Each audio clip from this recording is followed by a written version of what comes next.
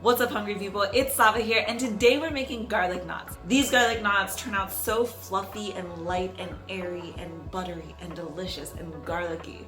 I don't know how you could get better. As always, the recipe is going to be in the description box below, but let's get started.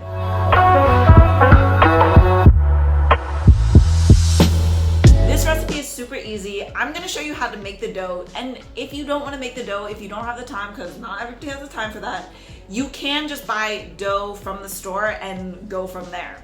First thing you want to do is get a cup of warm water. When you stick your finger in it, it should feel about bath temperature. Next thing you're going to do, 1 tablespoon of active dry yeast. We're also going to add in half a tablespoon of honey. You could also do sugar. What we're doing right now is just activating the yeast. Make sure it's nice and mixed, and then we're going to let that sit for 10 minutes, 5 to 10 minutes, until a nice foam forms on top, and I'll show you that when we're there. In the 5 minutes that it took for me to sweep my floor, you can see that the yeast is starting to get nice and frisky and foamy, which means that it's alive and we can continue. Into the bowl with the yeast, I'm going to add 2 cups of flour and about half a tablespoon of salt. Now we mix. We might need a little bit more flour, so good to have some on hand. Once you're at this spot where there are no huge wet areas of dough and your flour, your dough is starting to clump together, this is where you'd want to go with your hand. And at this point, what you do not want to do is go in like this. If you go in like this, you're going to have dough all between your fingers. So keep your fingers together and just kind of start folding everything in. You can see it's in a ball. It is a little bit sticky. We're gonna knead it a little bit more with a little bit of flour. So on my countertop, I have my dough with a little bit of flour underneath just to make sure it doesn't stick. And what you wanna do is knead this dough. Knead your dough for 3 to 5 minutes. Keep adding flour until your dough is no longer sticky. That's looking pretty nice. As you can see, the dough is not sticking to my hand. It's nice and pliable, but you can see it has a little bounce when I press it. This is gonna go back into the same bowl that I had it in because I'm lazy and I don't wanna wash another one. Pour a little bit of olive oil over top.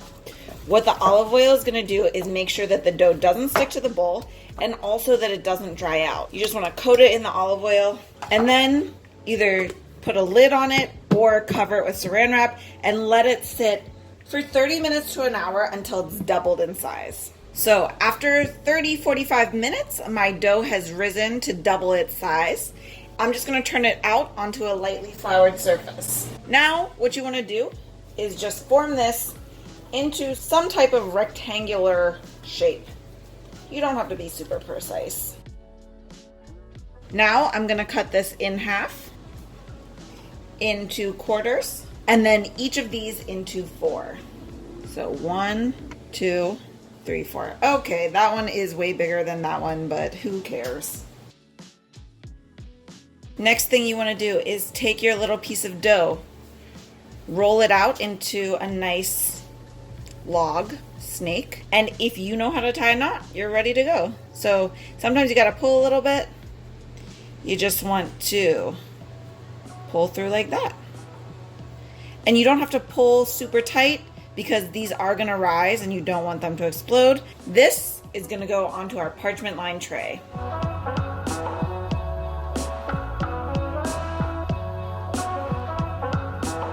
Here's my little tray of garlic knots, ready to rise a second time. You can see there's some thickums here, like that's a little baby, but this bad boy's thick. And what I'm gonna do now is just put some saran wrap over top and let these rest for another 30 minutes. The next thing that I want to do is make the garlic butter for the garlic knots. So in a bowl, I have about 3-4 cloves of chopped garlic. I'm going to add in 5 tablespoons of butter. Call me crazy, but I love the flavor of some scallion in there. So I have a scallion that I cut up, 2 tablespoons of parsley, a big pinch of salt, and some black pepper.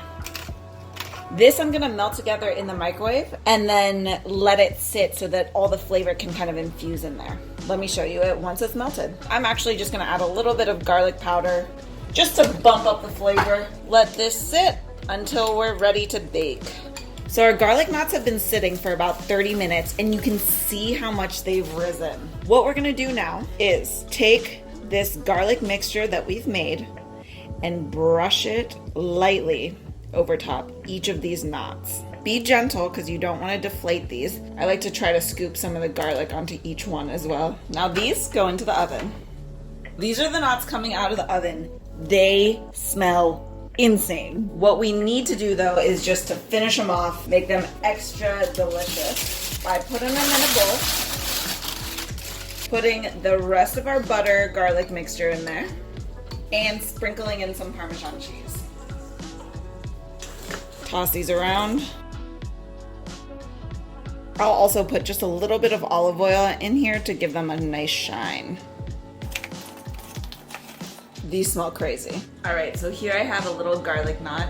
You can see all that cheese and parsley and scallion on top and that golden crispy bottom. Let me just show you this. The flavor is just insane. The cheese and the butter and the garlic and the scallion. Wow, it all just comes together so beautifully. To level up your garlic knot,